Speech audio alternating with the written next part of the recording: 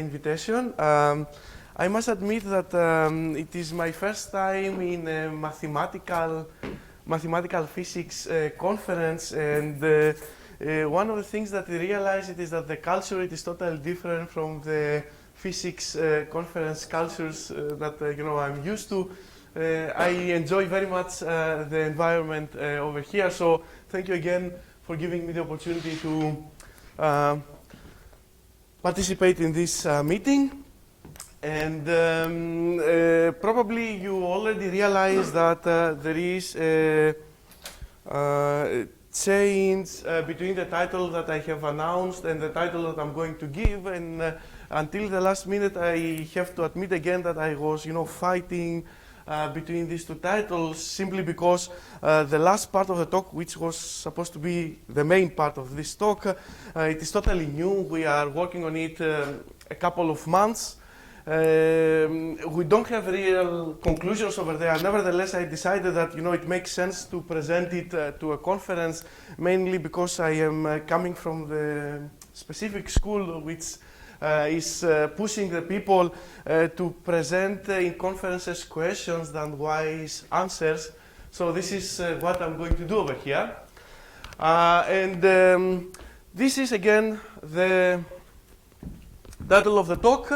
I will view graphs from the physics point of view, and I will use them as models to describe quantum complex dynamics and mesoscopic phenomena. And here it is the list of collaborators over the years. Joshua Bodifeld, he's my PhD student at Wesleyan University. Doron Cohen, a very old friend and collaborator with whom we develop a new activity on networks. Theo Geisel, Matthias Pullman from my previous institute, and of course my two long-term collaborators on networks, Uzi Smilansky, who essentially introduced me to this field, not only me, but also many others, and Holger Hans, who I enjoy many discussions with him, and who was able throughout the last years to turn my physical stupid questions to mathematically sound answers. And let me go to the next transparency.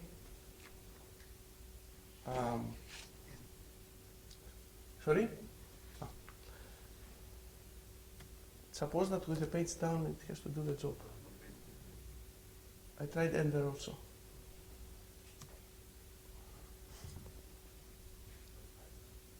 Sorry?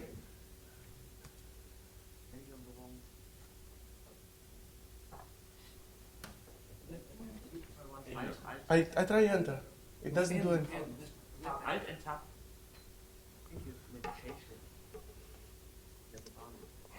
Wow.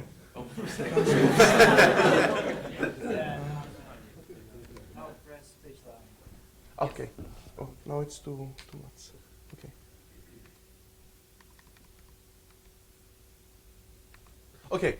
So now I learned how to use this thing, and this is an outline of my talk. I will start with an introduction, where I will remind to you the ideas coming from classical chaos. Then I will connect these things with the next level, which is wave or quantum chaos. And once I will do this, I will discuss the main ingredient or the main philosophy that underlies all the studies of quantum chaos, namely the idea of universality. And once I will enter this game, I will connect the idea of universality with random matrix theory as a general tool to attack questions associated with universality.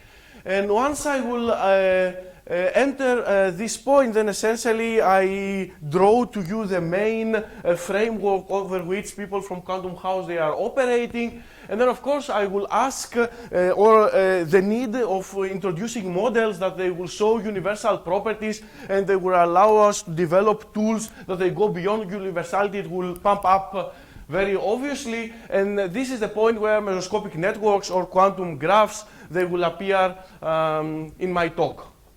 Now, once I will introduce quantum graphs, then the next step that I will ask it is what I can do with them. And here it is a set of things. This is not the only things that I can do, but obviously in 1 hour you cannot discuss all the stuffs that you can do with them. Namely, I will concentrate in using semi-classical techniques and methods in order to understand various stuffs. And I picked up 3 things which they are associated with spectral statistics. I will discuss the form factor and how it is connected with ideas coming from random matrix theory. Then I picked up something that it is associated from wave functions, and I will discuss scattering phenomena and how quantum graphs, they allow us to understand scars. And eventually, I will discuss dynamics. So I'm going from spectral, wave functions, and eventually I will go to dynamics, and specifically I will discuss the issue of current relaxation. Now, these are works that they are already published and done, and this is the point where I was arguing with myself to present it or not. Namely, if one can use, and I will show you how you can do something like that, networks in order to describe ultra-cold atoms. And here I don't have many answers. I have, though, many questions. And this is the part that I will present. And by the end of the day, and hopefully this is not going to be the end of the day, but the end of the hour, I will overview. So here it is a cartoon that gives you the main idea of classical chaos, and allow me the freedom to introduce classical chaos the way that the physicist can understand.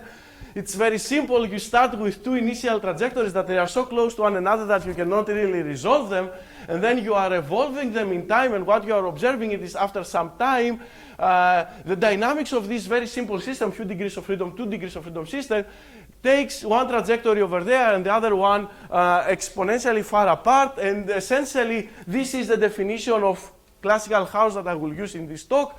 Namely the exponential sensitivity to initial conditions, which can quantified through the positive Lyapunov exponent, which is the rate over which the 2 trajectories they are diverge from one another. Now, as a packet deal of this exponential divergence of very close initial trajectories, it goes also the fast decay of various correlators. And again, here you can see one of these correlators, namely the position-position correlator. You correlate the initial position with the position at any other time, and because simply you cannot really know if the particle will go here or there, you are losing immediately the correlation. And these are going as a packet together. And to my understanding, what really classical chaos brought to our life something like 50, 60 years ago, it is essentially this great thing that few degrees of freedom can generate a stochastic-like behavior. So it is fair to say that as far as classical dynamics is concerned, we are having quite a good understanding. Of course, the question is what happens once you realize that previous century and even this century, it is something that has to do with quantum physics, and how the traces of classical chaos, like the instability of orbits, the sensitivity of orbits that I discussed previously, decay of correlators, and so on and so forth, they are penetrating quantities that they are having to do with the Schrödinger equation, and this is the time-independent Schrödinger equation, and namely, what you would like to ask, what are the fingerprints of classical chaotic dynamics, say, in the spectra or in the wave functions? And in fact, that was the question that initiated at the beginnings of 80s the field that in our days we are calling wave or quantum chaos. And this is the field over which quantum graphs, they are appearing as a very appealing model to understand various questions. Now, as I said at the very beginning, one of the main ideas underlying all these studies of quantum chaos or wave chaos is the idea of universality. Now, what I mean by universality, you can see it in this, in this plot over here, where I have 3 different systems, like this cavity. This is a microwave cavity. The figure, it was taken without the permission of Stockman. It is coming from the group of Marburg, and what you can see over there is the Sinai billiard, and the density plot indicates one specific mode. It is a highly excited mode. This is an example that is coming from atomic physics. It is the cesium atom in a monochromatic field. And this is an example that is coming from mesoscopic electronic physics, where you are having a quantum dot, where you are sending an electron passing through this cavity, which is remnant of Bunimovich stadium. And what you are doing as a next step, you calculate the levels, the spectrum of these three different examples, and you calculate the density of states, which is nothing else than the sum of delta functions positioned at the spectrum, and you correlate the density at the position epsilon plus high. Maybe you would like to perform an average over different central points epsilon, and this is a quantity that operates in the energy space. Now what you are doing, you are Fourier transforming this quantity, and then you are coming out with a creature which is very dear to us, and it is called form factor. This is a quantity that operates in the reciprocal space, the time domain. And here are the exact results coming from these three different systems, and you can see the green line, which is the experimental data. In my talk, experimental, real experimental, or numerical experimental, they will interchange in a free way. So every time that I'm talking about experiment, you can think either way. And what you can really see is that all three systems, they are sharing more or less the same form factor. And there is a line, which is a blue line over there, and this is a line that is coming from the random matrix theory prediction, which is actually a zero information theory. Random matrix theory, we already discussed this thing, it gives only information about the symmetry of the system. Nevertheless, what you can see is that this zero information theory produces quite well the statistical properties of the spectrum as far as the form factor is concerned. Of course, there are deviations, and in fact, the field of quantum chaos care mainly about these deviations.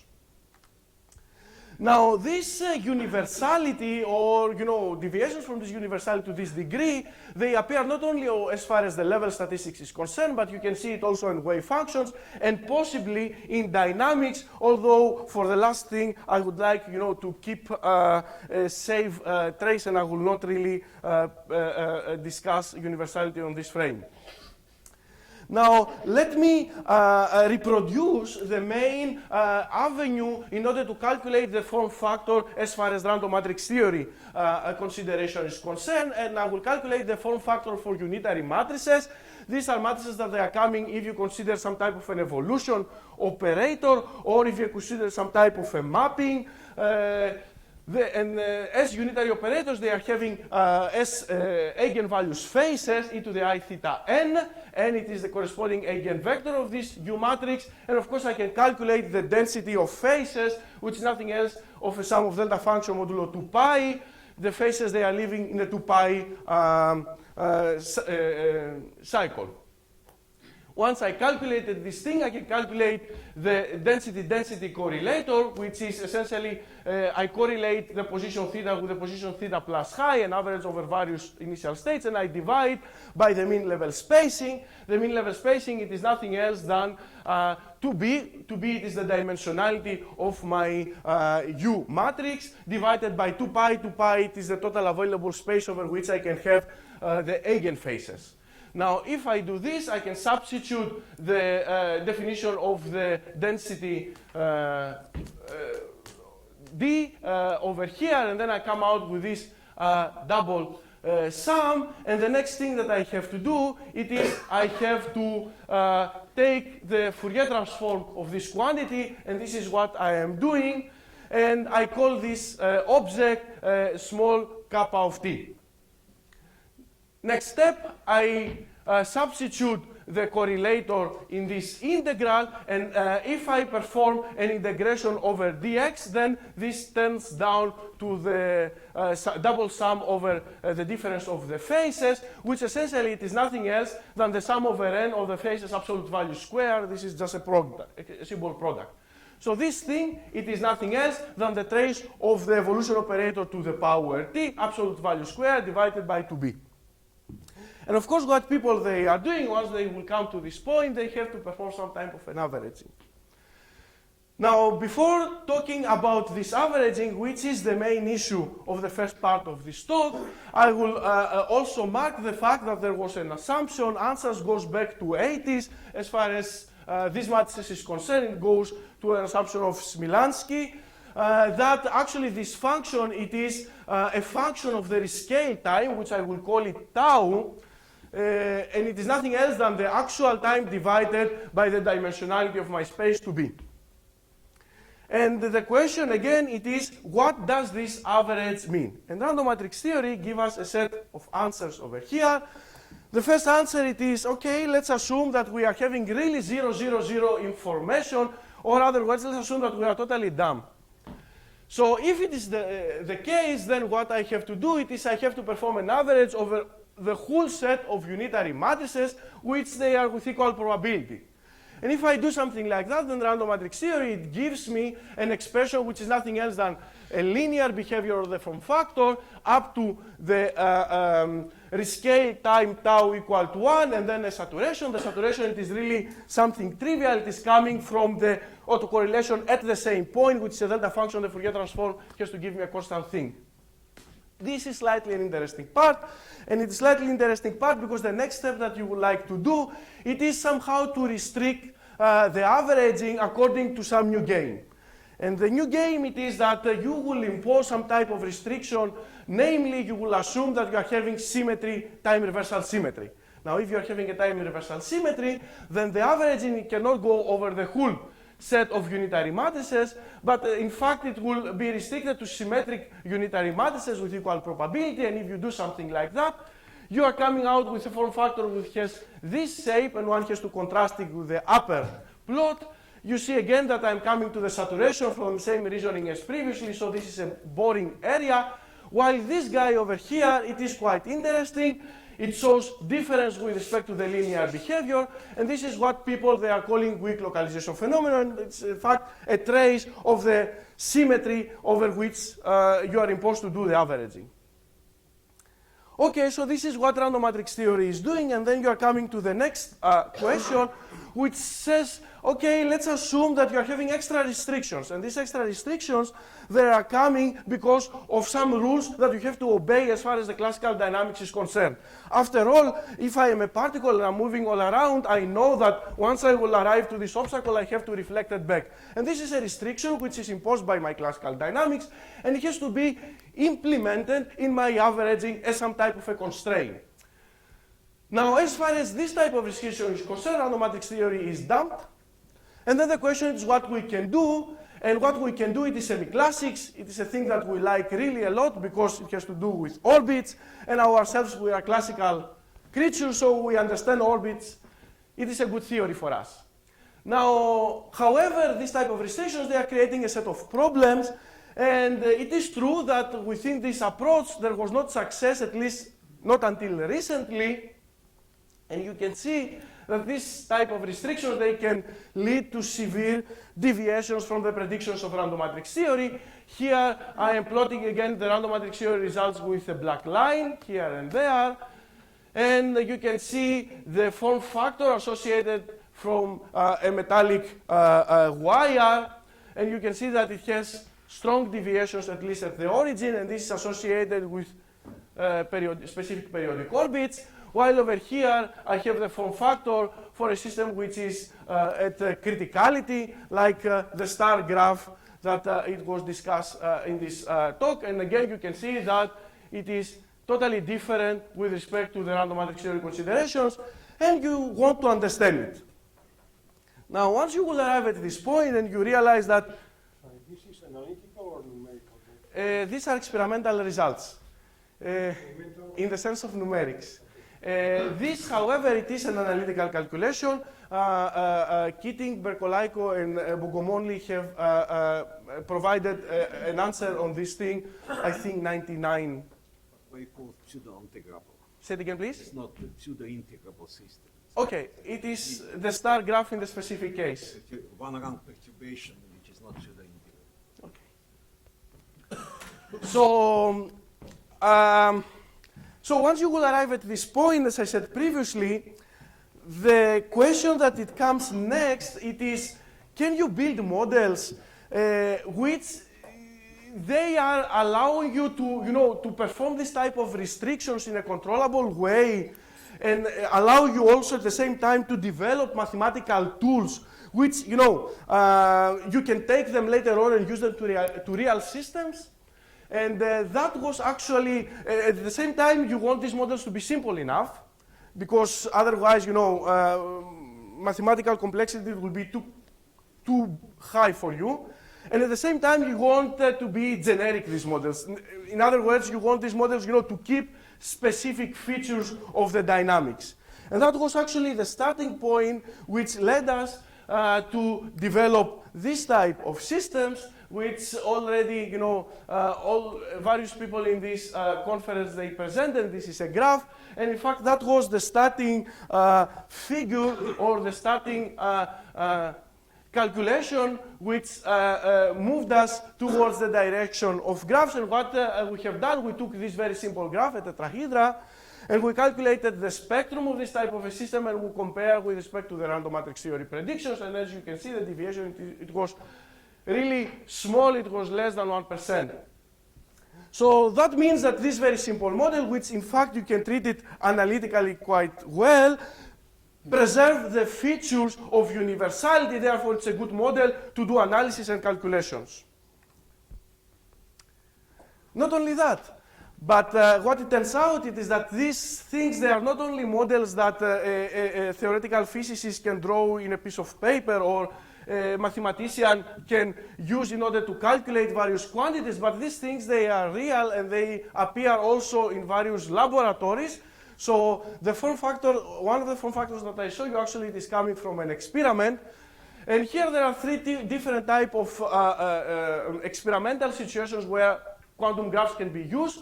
This is coming from the group of Abilio, where he used superconducting wires connected in a complicated way, and he put this type of a construction in a magnetic field, and he studied a phenomenon which is called the caving phenomenon, namely due to interferences associated not with Anderson localization, but with the magnetic field which is perpendicular.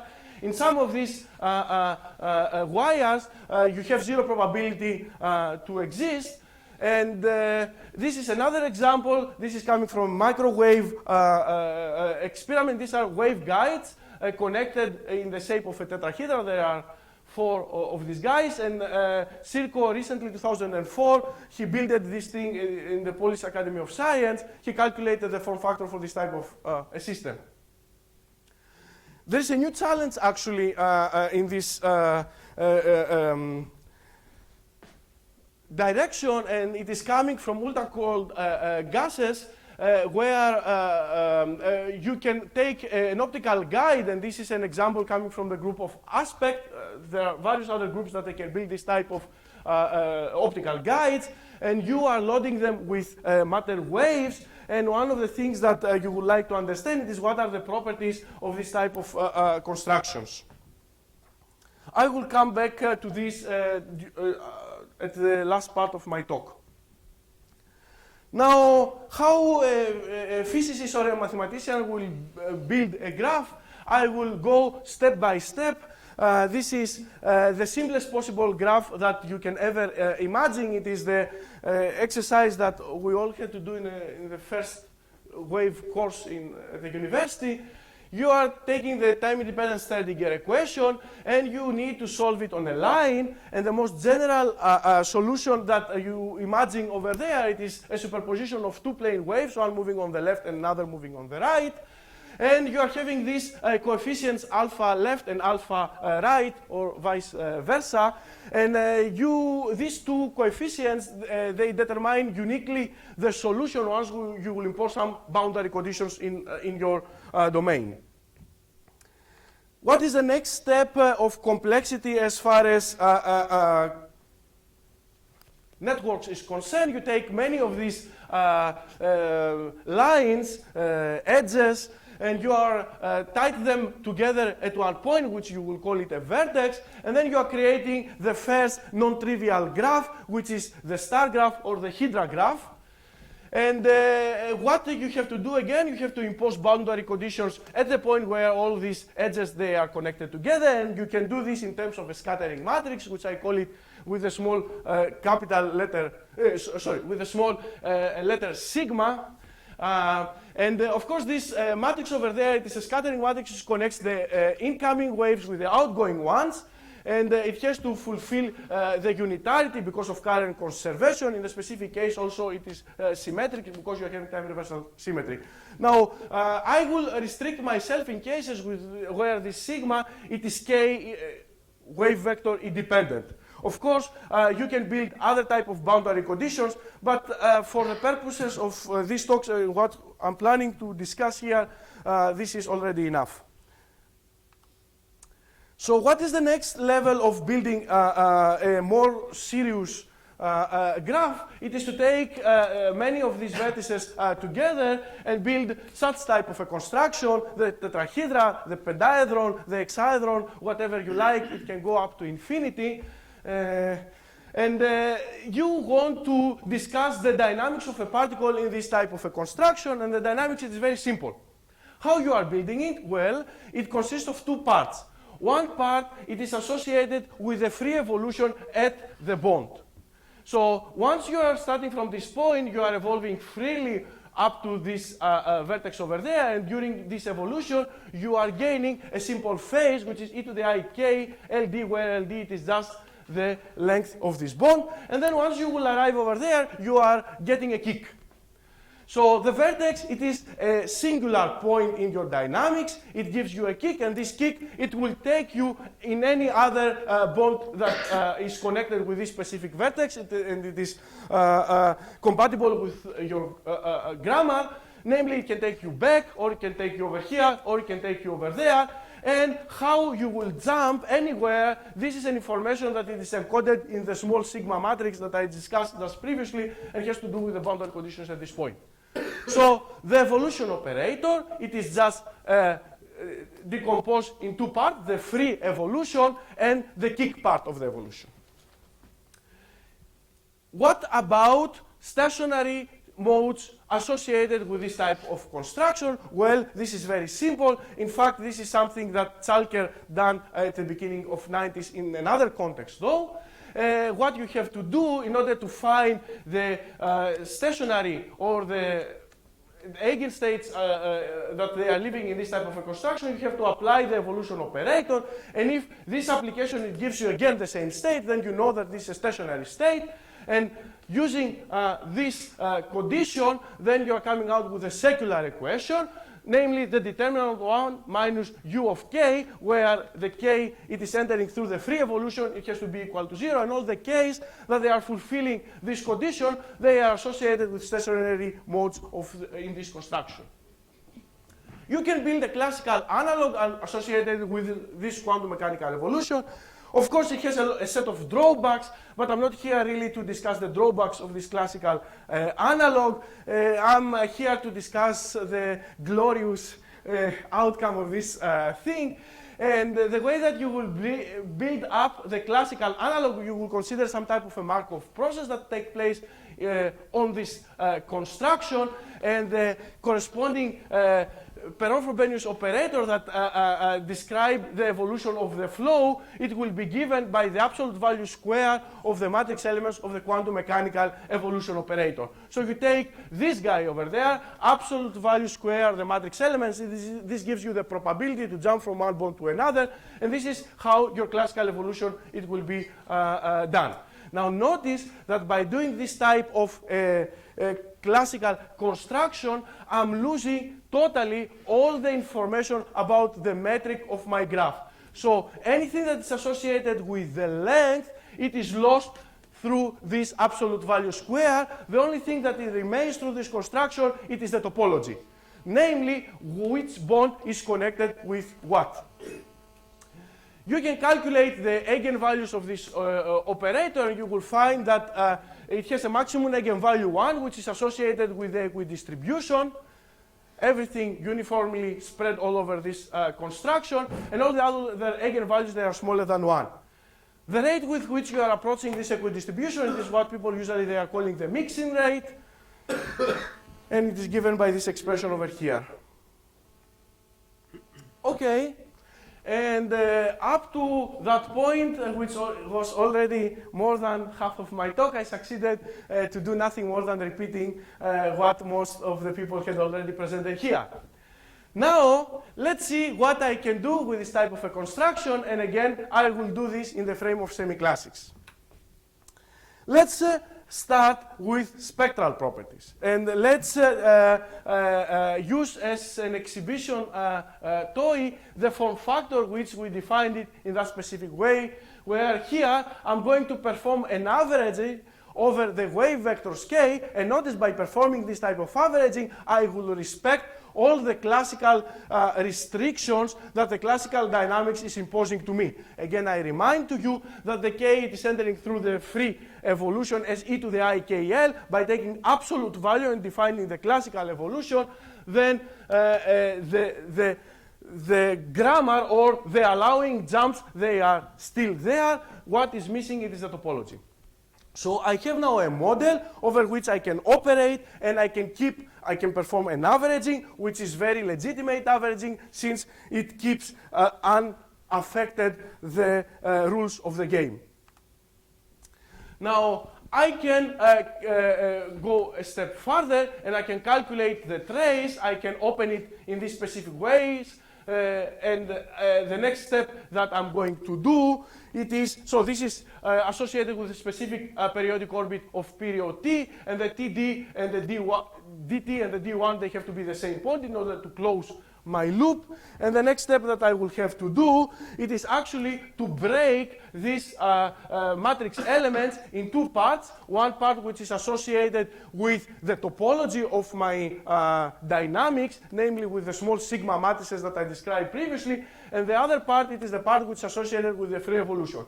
Now I can group these two terms together. This is associated with the stability of my periodic orbit. And this guy over here, I can sum it up, and it will give me the length of the orbit.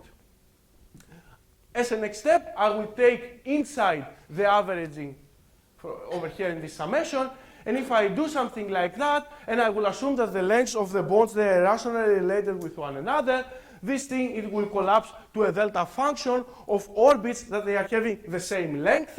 And this actually, it was a very nice step, because at that point it allows us to turn these ugly summations over double sum over periodic orbits to sum over families of periodic orbits of the same length. And the second sum, it was nothing else than a coherent sum over orbits of the same period. In fact, at that time, we were able to do the next step, which was the diagonal approximation. That was not really a big thing, but nevertheless, it was a nice thing. Namely, we consider over there correlations of periodic orbits, or pairs of orbits that they are correlated in the sense that they are not only the same length, but they are exactly retracing one another. And that was actually the idea of Michael Bay back at 85. And if you do something like that, this double sum collapses to a single sum of the same set of periodic orbits. And this AP, absolute value squared, is sum over P. It is nothing else than the trace of the classical operator mu to the power T. And this, since it has only one eigenvalue, which is 1, and all the others, they are smaller than 1, it goes in the semi-classical limit, which I consider it to be the limit of t goes to infinity, b goes to infinity by keeping this ratio constant. Then this guy over here goes to 1, and I stay with tau, where gamma, it is just the symmetry issue. Okay, and the next step, it was done essentially with Holger at the very, very beginning of 2001. In fact, it was done at 2000, where we were at that time quite ambitious, and we tried to sum up this series. And in fact, we had succeeded to do this by just a combinatorial technology. But we done it, of course, for very small graphs, for v equal to 4. Already for v equal to 5, you can see probably you cannot see, but over here what you had to see it is that there are two sets of points. One, they are the cycles, which they are stopping up to one point. That was the point where we were able to trace all possible periodic orbits. And then, of course, as time was going farther, we were not able to count for further periodic orbits. And of course, if the graph is even bigger, then we were stopping essentially at the very beginning, and we were not able to reproduce anything more.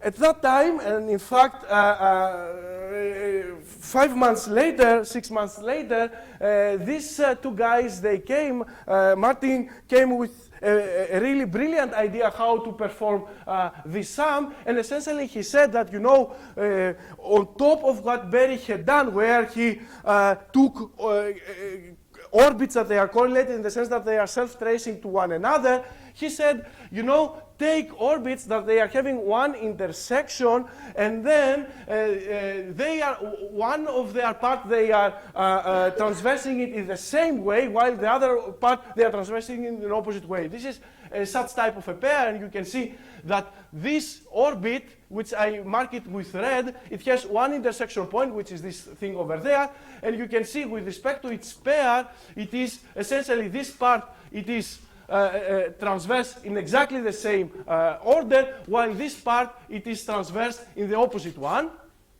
And Marty said that if you consider corrections coming from these families of orbits, then you will be able to come out with the weak localization corrections. And indeed, that was the case. People at 2000, people, and I mean Berkolaiko, Sands, and Whitney at 2001, they used this technology, and they were able to reproduce to the corrections to the form factor to the second order. In fact, I believe that Gregory went further to the third order by himself or together with the others. Now, as far as the form factor is concerned, there was a huge activity with the graphs. The list here, it is by far from being complete. Of course, I cite always my friends. This is, I would like to remark the work of Bogomolny, Berkolaiko, and Keating on the star graphs. And also, I would like to mark the very beautiful work of Gnutzman and Atlan, which was 2004. I will not discuss this because Sven already went through this. Okay, so that's nice as far as the form factor is concerned. What can you do about wave functions? And this is the next thing that it will bother me over here. And one of the issues that it appears in the statistical properties or in the analysis of wave function of chaotic system, it is this phenomenon, the scarring phenomenon, namely the unexpected probability concentration around some unstable periodic orbit, like the one that it is over here. And again, this figure, it is taken without the permission of Arndt Becker from Dresden. Okay. And what really you can do, there are a couple of theories traced back. The oldest one is traced back to Heller, who was able to connect the localization trace of the wave functions to a dynamical observable, namely the survival probability. In order to do something like that, I will review very briefly his construction. What he done, he calculated the survival amplitude. This is the initial state that you are studying, and you are taking the evolution operator at the time t. This is a survival, and sandwich with the initial state again. This is a survival amplitude at the time t. You take absolute value square of this guy over there. You have just to substitute, and you are coming with this expression over there. And the next step that you are aiming to do, it is to do some calculations. Now, I will do calculations with the right-hand side in a second, but for a moment, let me concentrate with the left-hand side. Now, if you consider that you want to describe the quantum evolution for short times, then quantum classical consideration arguments, they tell you that maybe you can approximate this quantum survival probability with the classical analog of it. And indeed, this is what we have done over here. And if you do something like that, I have done it for the case of a Newman graph. what you can see over there, it is that contributions to the classical survival probability from short periodic orbits and their repetitions, namely periodic orbits that they are associated with reflection, you are starting over there, you are going at this vertex, you are reflected back, and then you are reflected again back, accumulate amplitudes which they are reflection amplitudes, and these reflection amplitudes they go like 2 over v minus 1, where v it is the valency of the specific graph, while orbits that they are going all around, they are accumulating a lot of transmission amplitudes which they are going like 2 over v, and in the limit of big graph where v fully connected graph, where v it goes to infinity, this guy over there goes to 0, while this guy goes to 1, and therefore the contribution to the survival probability, using this argument, you are concluding that it is mainly for short unstable periodic orbits of this type over there. So you calculate this to the power square because you are having the probability, not the probability amplitude, to the power t, and this t you can see that for odd values it is 0 simply because all these type of orbits, they need to have 2 reflections. I remind to you the scheme, you have to reflect here and then you reflect there in order to come back.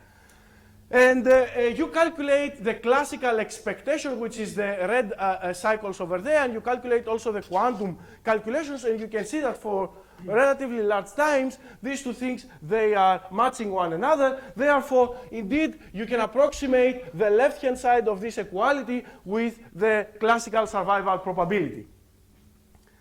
Now, let's work out slightly the right-hand side of this guy, and in order to do something like that, let me perform a time averaging. Now, I will consider that this time it is much, much larger than the Heisenberg time over which I'm doing this averaging. And what this thing it will allow me to turn this exponential to a delta function, which eventually to collapse this double sum to this quantity over there. And this is nothing else than what Oriol discussed in his talk. Namely, it is actually it's not the participation ratio, but because I don't divide, but it is the inverse participation number. And this is actually a measure of how localized or delocalized is my wave function. This quantity, it is bounded by 1 and by 1 over 2b. This is the case where I have fully ergodic state, like the one that I draw over here. And this is the case where I have very localized in one bond state, like the graph that I have over there. So based on the left-hand side argument, you are expecting that if you calculate the distributions of the inverse participation numbers, you will see many a strong component associated with this type of orbits, namely because these were the orbits that they're contributing in this sum over here. We have done this type of calculation. We calculated the distribution of the inverse participation number, and to our surprise, what we have found it is that strong scars are associated with the less unstable periodic orbits, like this one. They are essentially invisible. That was somehow contradicting the technology introduced by Heller, and essentially led us to the conclusion that weak scarring associated with the bulk of the wave functions and strong scarring phenomena, they are really unrelated effects, and therefore a better theory for scarring has to be created. In fact, by doing this type of a calculation, we were able to give conditions over which you have to observe scarring. And in fact, the condition is a stricter version of the one that you are having in billiards, where you are having Bose-Einstein quantization along the periodic path. Here we came out with the conclusion that you need to have Bose-Sommerfeld along each segment specifically. But this is what I wanted to talk about scars, and I want to convey a negative message at this point, that a better theory for scarring is needed. Okay, let me go to for the last 10 minutes of my talk, let me go to the last part, which is associated with dynamical aspects and semi-classics. And one of the motivations, it came essentially from this type of an experiment, which came from the fine group of Neil Davidson at the Weizmann Institute. And let me describe very briefly the experiment. He created an optical trap, which had the shape of a Bunibovich stadium. The dynamics, it was chaotic over there, or predominantly chaotic. And he loaded this thing with cold atoms, rubidium atoms, and then what he measured, it was the percentage of the atom remaining in the trap at any instant of time. Now, in the main part of the figure, you see two families of symbols. One, it is the filled ones, which are the measurements of Davidson, and the other, they are the open ones, which are the results of the classical dynamics. As you can imagine, the classical dynamics shows an exponential decay signature of the chaoticity of the system, while while the measurements, the experimental measurements, they show a consistent deviation from the classical expectation, which was from above, indicating the importance of interference phenomena. And that was the motivation to go to the next subject, but before going over there, one has really to turn your graph to a scattering object. Because up to now I talk about compact graphs, but now I am having open geometry, so I have to turn the graphs to an open one, and that was the next step in our Odyssea as far as graph is concerned. Namely, we took a compact graph and we connected with leads that they are going to infinity, and therefore we turned the system to an open one. Now, once you will do something like that, the operator that you care to write down, it is the scattering matrix, which essentially it connects the incoming wave with the outgoing one. And I will not go in details into the constructions, which they are very simple. I will give you the formula that it comes out, and I will give a physical intuition about how you have to read this type of things. Essentially, it consists of the following parts. This operator tau over there, it is nothing else than an operator that it couples you from outside to inside. So you are outside, and then you need somebody to push you in. This is what this guy over here is doing. This is its job. Now, this guy over there, it is the evolution operator inside this type of a construction, and the U tilde, it is a subunitary evolution operator, which takes into consideration the fact that your graph is not compact, but it is leaky.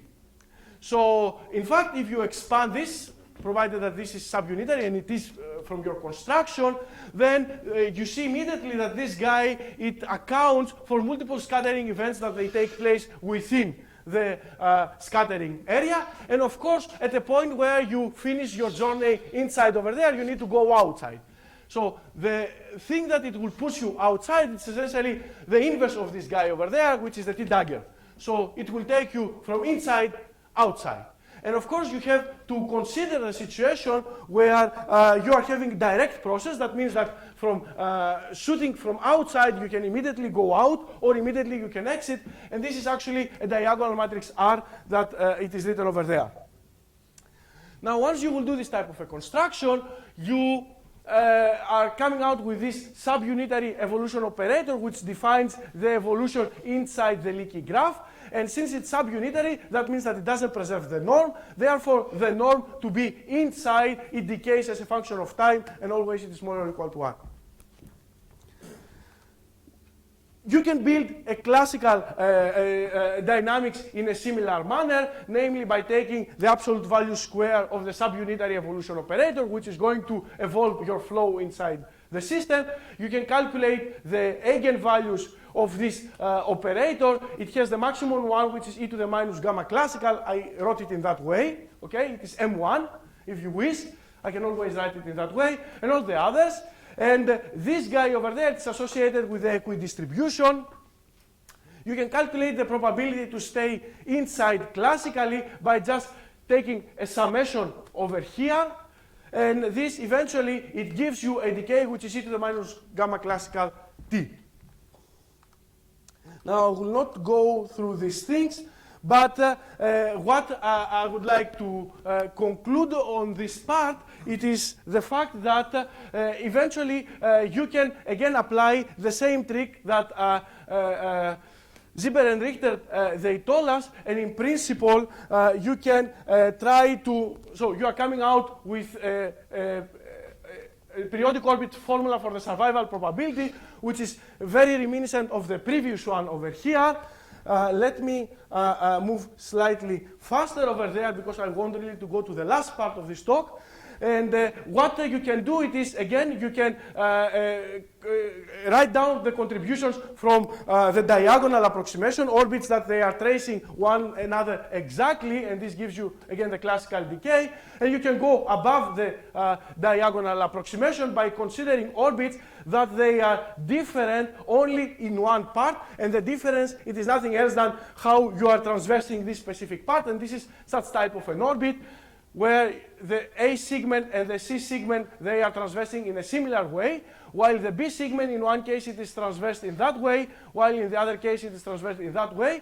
And if you do calculate the contributions coming from over here, you are coming out with a t-square correction with respect to the diagonal approximation.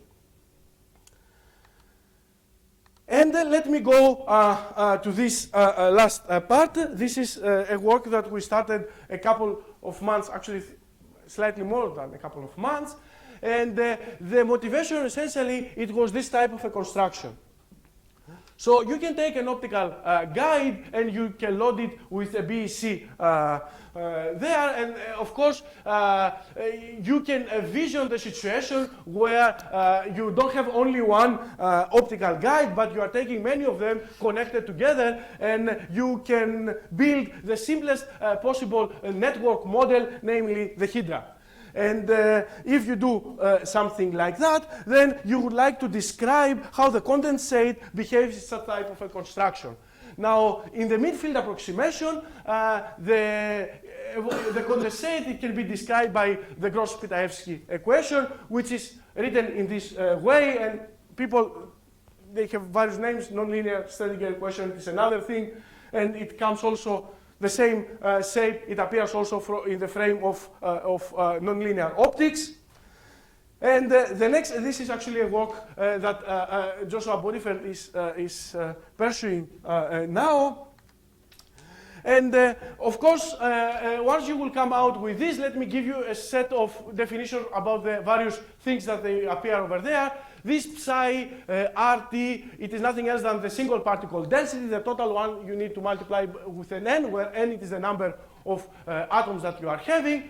U over here, it is the atom-atom interaction term, which involves the number of particles and the mass of them, and also the scattering length alpha. And in this research line, we will consider cases where we are having repulsing interaction, namely the scattering length, it is tuned in such a way that it is positive. Now, in this type of a construction, there is one length scale that it is entering, and it's quite important, and this is what people they are calling the healing length. And this is nothing else than the average density times the scattering length to the -1/2. And the physical meaning of the healing length, it is the length above which you don't see, I can put it in this way, above which you are restoring the mean density behavior. So you need to be above this length in order not to see boundary effects or impurity effects phenomena. And I will consider, actually I will go even down in my considerations, namely I will consider quasi-antigeometry. After all, I have a waveguide over there. Namely, I will consider that lambda y and lambda z, they are of the order of the healing length, while the lambda x, it is much, much larger. So this parameter, Greek lambda, the ratio, it defines me how good my approximations they are or how bad they are not. Now, once you will do something like that, then the next thing that you would like to ask it is, can you discuss about the states that they are supported from this type of a construction? Of course, you cannot really talk about spectra or whatever, but I don't really care to describe the spectrum.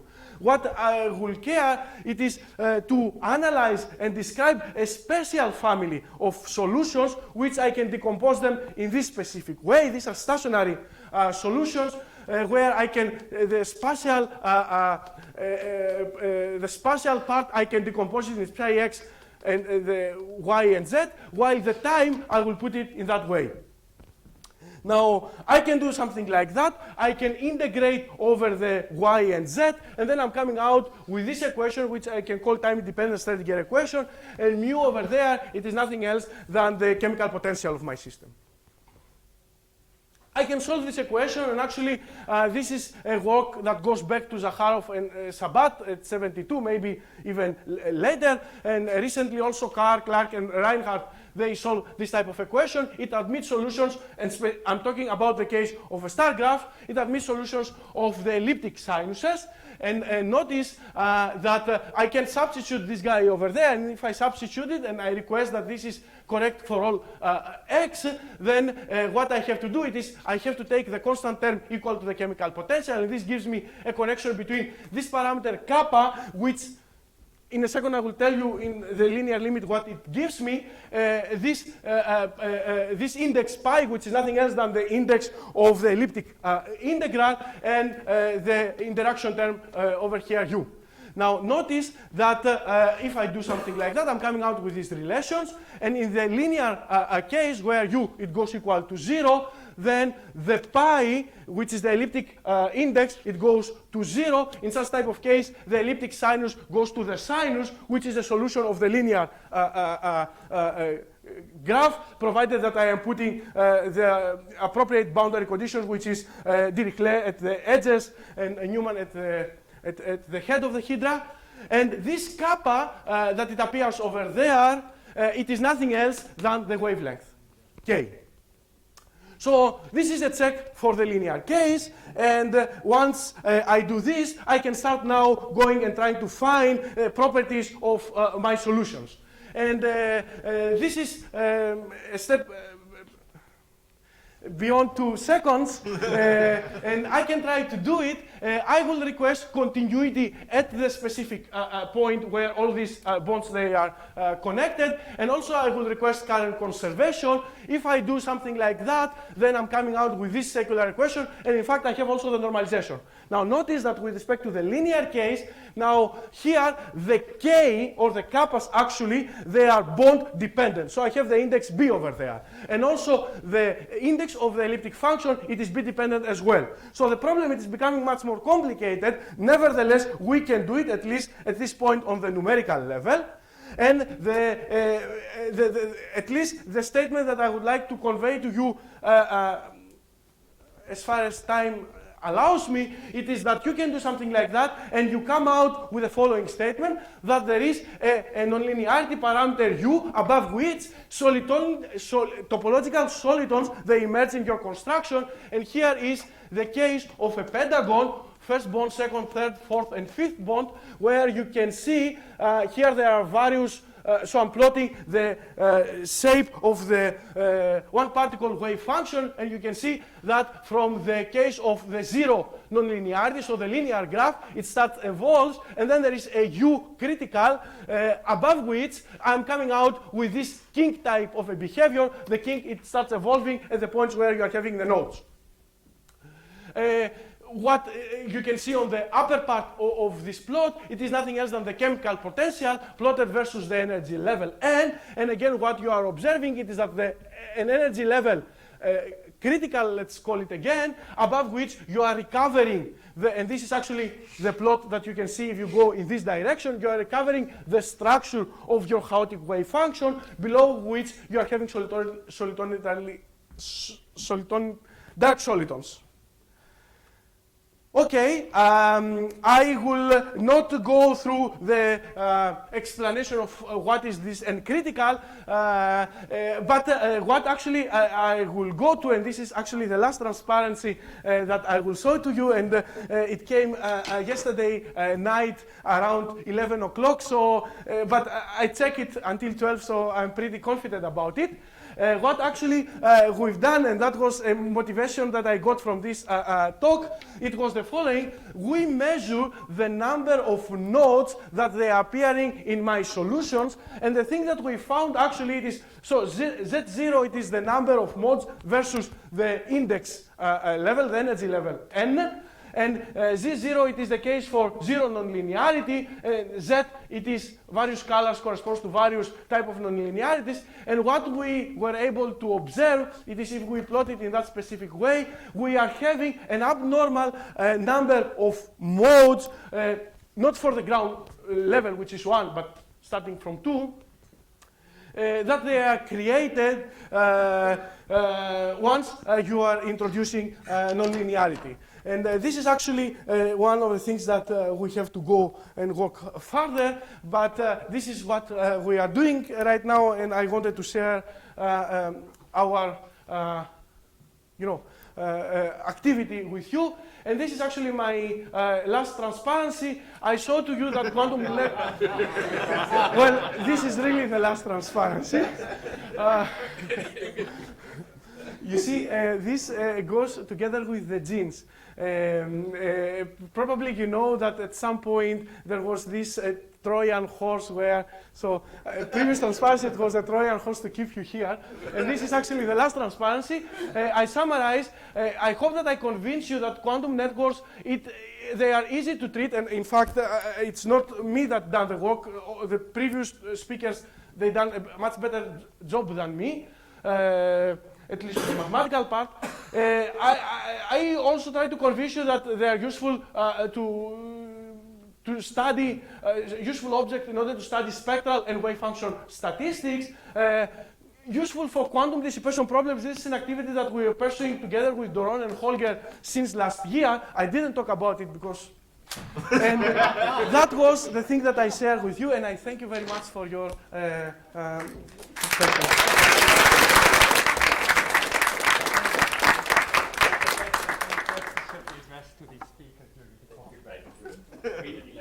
And his coffee privilege is taken away.